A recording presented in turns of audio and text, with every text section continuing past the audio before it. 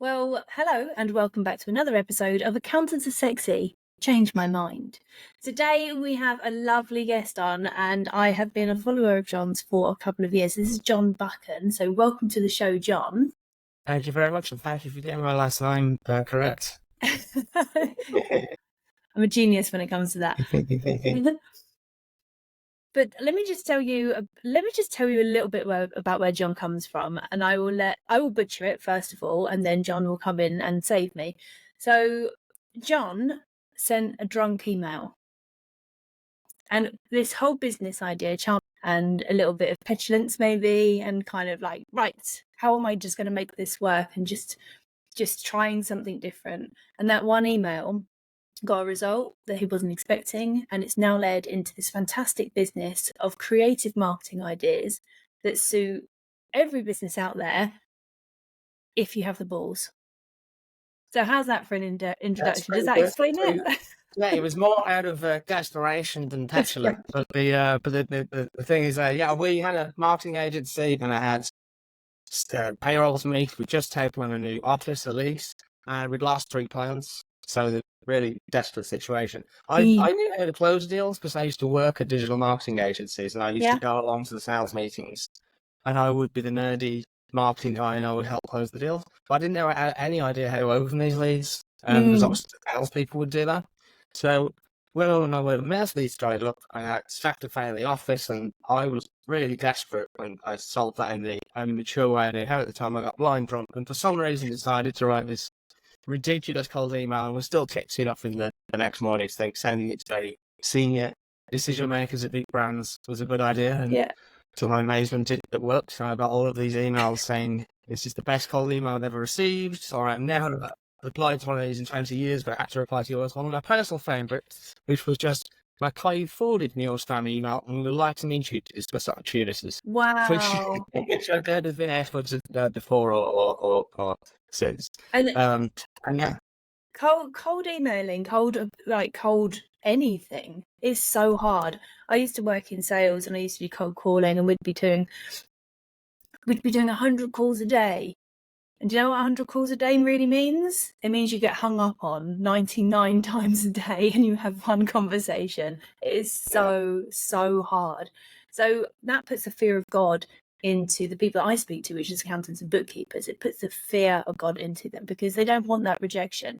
So what's your kind of, going back to this kind of drunk email, and I suppose the drunkenness got you over that fear of rejection, but what was your fear of rejection like before that? I don't know if it was a fear of rejection or as much as though I knew what everyone else was sending. Like, as a digital marketing agency, I would get cold emails offering me digital marketing. Oh, yeah. I would, which get very targeted. So I knew what everyone else was sending, and I think our thought process was, I'm going to send something that's totally different to what everyone else is sending. So everyone else is sending emails that start with, "Dear Joe, do you have trouble navigating the ever-changing landscape of digital media?" Just immediately, that telemarketer voice, just, you've switched off, you deleted it, you may have reported us that. Yeah. Whereas I appreciate you made me really busy. Yeah. Why are you emailing me? Exactly. Whereas mine, I started with the most honest thing I could say. So back then, I purchased a list of marketing directors in the UK, their contact details. Yeah. I started with, "Greetings, Joe. You've never heard of me. I got no details from a list guest, but at least you're less worthy. That's for Google or something like that." So back in the day, one thing that most people would avoid saying totally, I send the very first sentence. And that kind of refreshing honesty piques people's interest, and they're going to read the rest of their email. So then it's a kind of blend of sales points, and then there's a bit of humour, and then there's a sales point. So it keeps people reading, and if they're reading it and they're smirking or they're smiling or they're laughing out loud, they're more likely to reply positively to it. Yeah. Or at least not put you in the spam folder straight away. Yeah, exactly. Give you some time. And that's what you need. You need the time. Yeah. So one client, obviously, appreciates the immediate responses. I love those, and booking loads of calls and meetings in. But I had someone a year later email and say, "I had this in my inbox for a year. remembered it because it was so off the wall, and then we've got something we want you to work on. It was some challenger brand thing, Yeah. and so it's really memorable as well. I still had people that I sent emails to and did meetings with clients, people we didn't eventually work with. So I still remember and tell people about that email, and this was from 2012. Isn't So that nuts? it's the power of being standing out and making the best first impression possible. If you can imagine someone's day, either or in their work or Yeah. the stressful day, and your email made them smile, they're always going to remember that. Yeah. So what then, like, just with your emails, you start with something particularly obvious. Like, I got your name from a list, but your list worthy is how you Yeah. started it. So you also use oh, now the word's gone. Is it self-deprecation? Yeah, self-deprecating humor. Yeah. Self-deprecation. So Yeah. what's your kind of views on that? Obviously you use it and it's very effective, but how do you use it? And is there a way of using it that doesn't just make you look really cringe? Yeah. Did you never be self-deprecating about your skills? You should be so confident that you're really good at what you do. The self-deprecation is more comes with just not taking yourself too seriously. You have to understand that you're the least important person in their inbox, and so when you're following up, for instance, a lot of people make a mistake after sending the first email, left that follow-up email a week later. Is I sent you an email last week and you didn't respond. Can you please reply? Which is so self-entitled and like stern. Oh, Like, God. hey, why would you think that's going to work?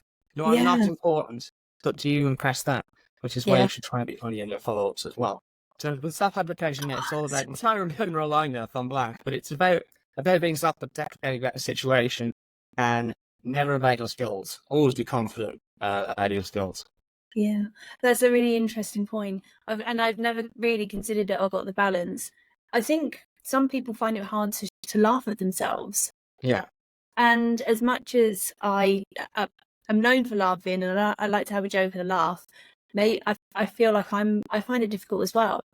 So how do you get through those barriers of like? I don't know. For me, it's because it's just kind of silly. It's not Dick and Gurney like me Character horrible flaws. threats to myself. I'm not especially if it's all very light. It's all very light and like for instance, here's one an idea that's so with some of my whole emails I offer a free audit, like a free digital marketing audit, or it could be for anything.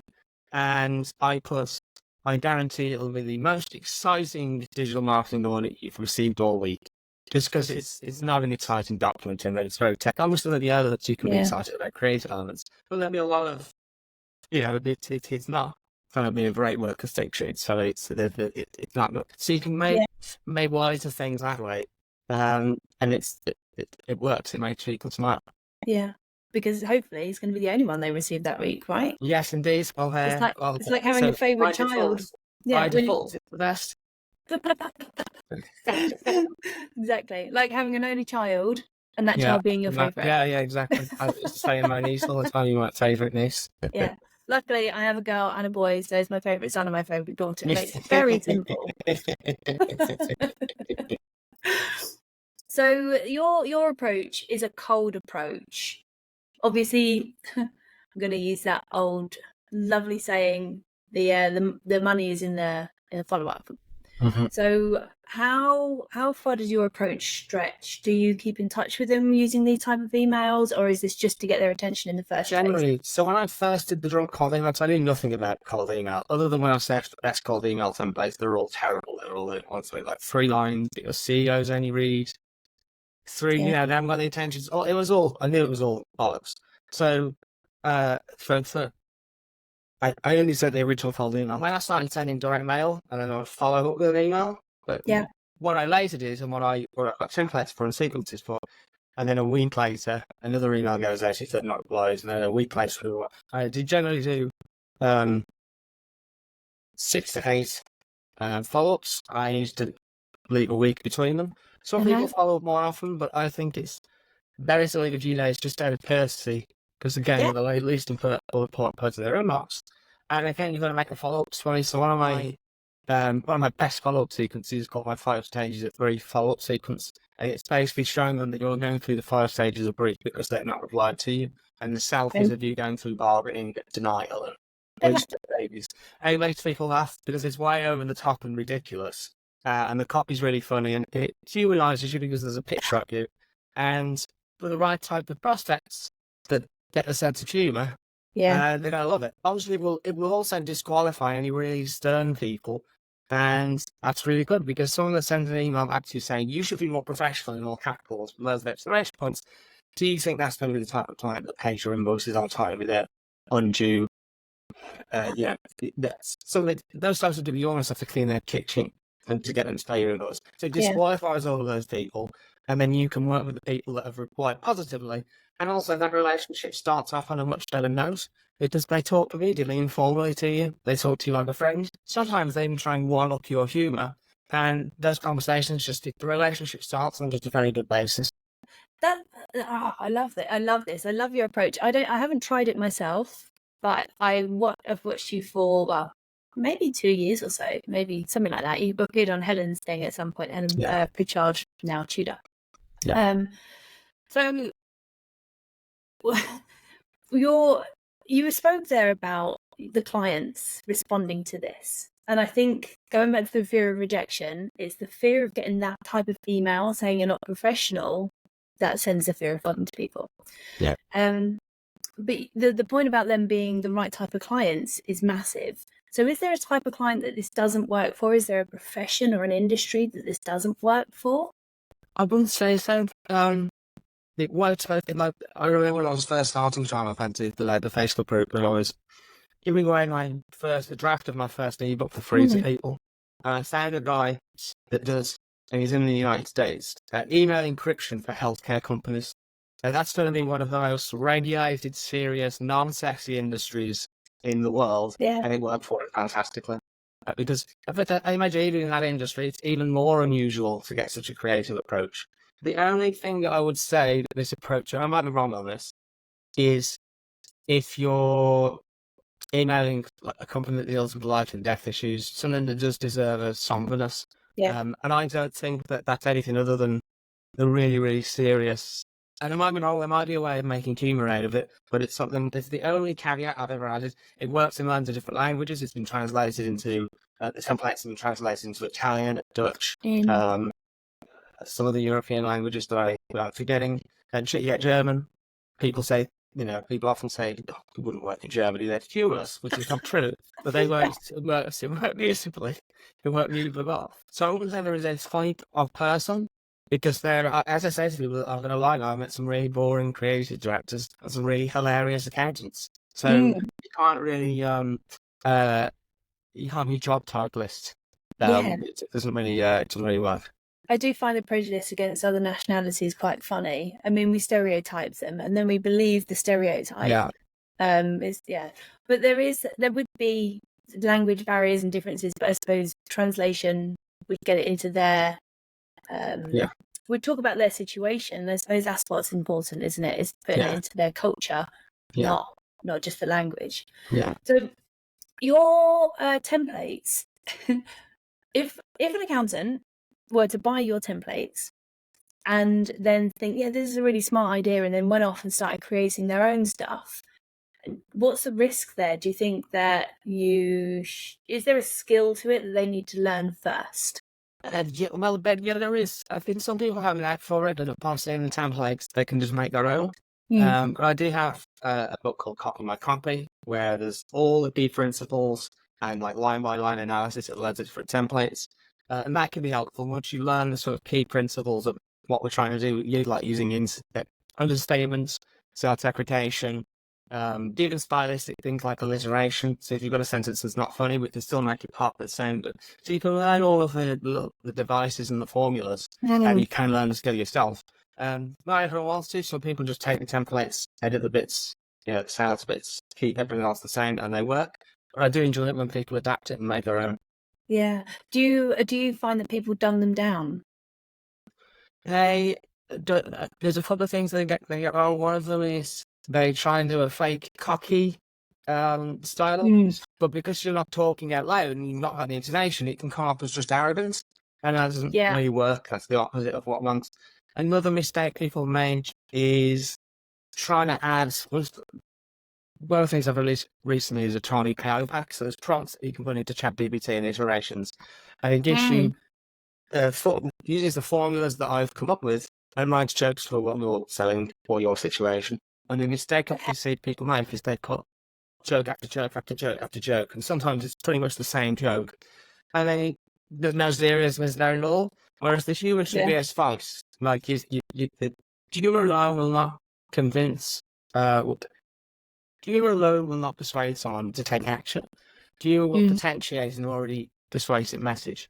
So you've got to have good offer that's relevant to them and is interesting. And then if you've got social proof like case studies and testimonials, that will back you up. And the humour is really to get them to read and get them to smile. So when they finish reading the funny bit, they read the sales bit as well. Then there's another funny bit here. So it's really just a spice to keep them reading.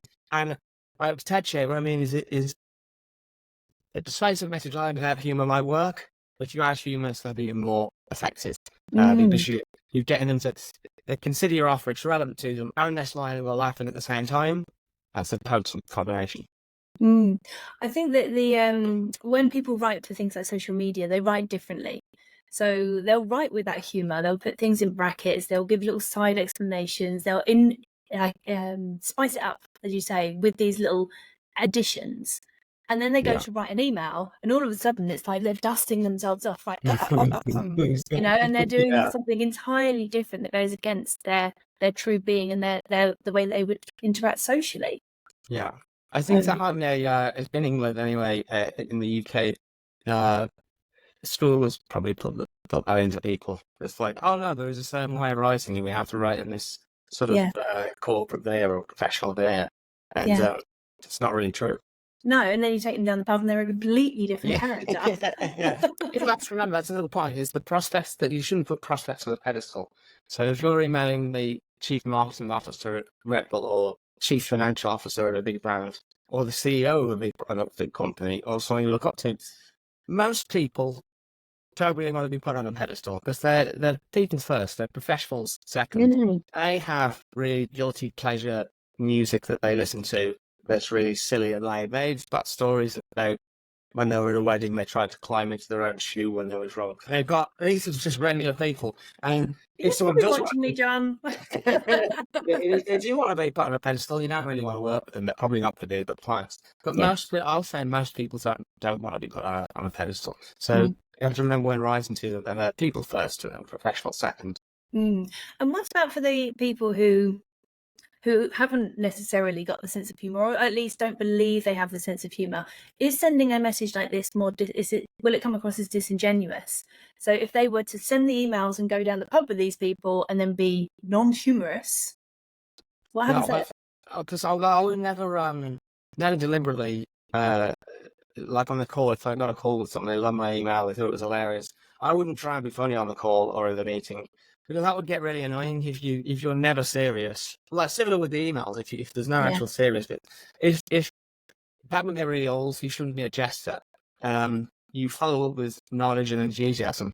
Enthusiasm is the most cost-effective cosmetic there is, and it's enabling me to win deals over clients with much fancier offices, much bigger budgets of clients using, and just because the enthusiasm, they're like, oh, this guy really wants it. So you shouldn't worry about having to be the person in the email because it would get really annoying. And also, I think they know it's an open charm and learning gambit to get their attention. And then from that first call, you just show how knowledgeable you are and enthusiastic you are. I'm pleasant to speak to.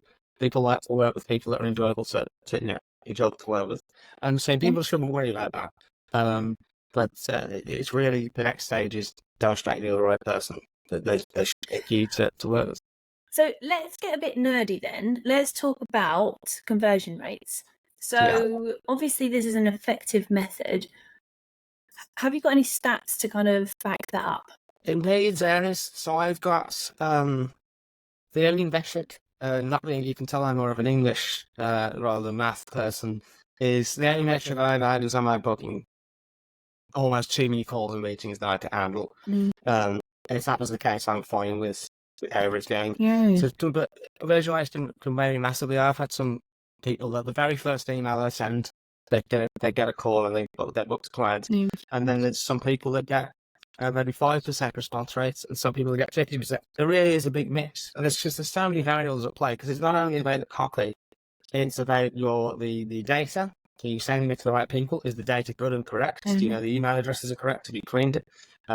Is your offer that's trying to be something that's of interest to them, or is it just something that you've dragged up? You've not really asked anyone or done any research to see if it's something that people actually want. And then the technology, are you using the right technology platforms? Have you got your deliverability sorted? All of the technical stuff. There's so many different variables that response rates, and that they just vary massively. And obviously, there's all sorts of other stuff. So in an kind of downturn, you're probably not going to get as many responses if you're in a boom. So that's a very long way of saying No. there's no from that. Could you just said no? That's no, that's absolutely perfect. I think this is something that I preach as well. And it might have come from listening to you. I've got no idea now. But the only metric that really matters is, are you winning business? Yeah. That's it. And if you're not winning business, keep trying stuff until you win business, because every single strategy out there works. There isn't one single marketing strategy that doesn't work for someone. Yeah. So just keep trying until you found something. Yeah. It's good to have diverse array as well. I did follow the trackers. I've been holding on work so well. That was pretty much our only, other than word of mouth, our only lead gen tactic. But if I was to launch an agency now, I would be doing cold pitching, I'd be doing LinkedIn, I'd be doing Facebook ads, I'd be doing LinkedIn ads, I'd be doing as many different things as I put, going on podcasts. Yeah. As much marketing, advertising, PR as you can, but diverse mix. And you'll find things like that. Yeah. And then you should keep doing it. Yeah, absolutely. Lean in and learn from it. And I think that's the thing. People often come to marketing, and you've probably experienced this before. They feel like it's a one and done. Like, I went and posted on LinkedIn and no one contacted me and asked me, for business. So it doesn't work. Yeah. You've got to keep playing life. And then when you find something that does work, do it. Simple advice, do it again. Yeah. And then find it doesn't work all the time. It really is. As with everything, even with the charm and copy, it's still a numbers game, and it's still a slog. You've got to go after it. Rarely the opportunities just land in your lap. You've got to go after them. So let's talk about results then, because I won't say the name because I haven't asked for permission, but I do know of an accountant that's won £200,000 worth of business by following your system. And I'm going to actually have a word and see if you'd like to come on the show at some point. But that's one result that you've got. Let's kind of, what else has happened in your community? Sure. Well, for me personally, before I even started Channel Offensive, I was doing the work. So I can give that on and Absolute Radio and Channel 4 and all of these big brands.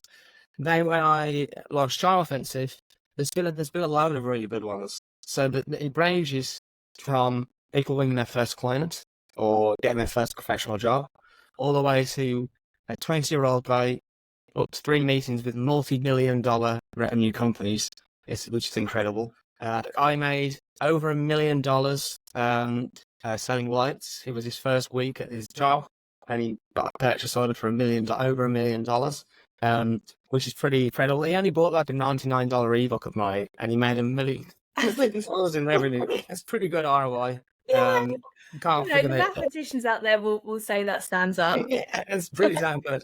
And some of the other favourites are, most recently, there was a composer who bought some of my stuff from Ateliers, and he said there was a music library that was ignoring his follow-up emails, so he used an adapted version of one of my templates. Yeah.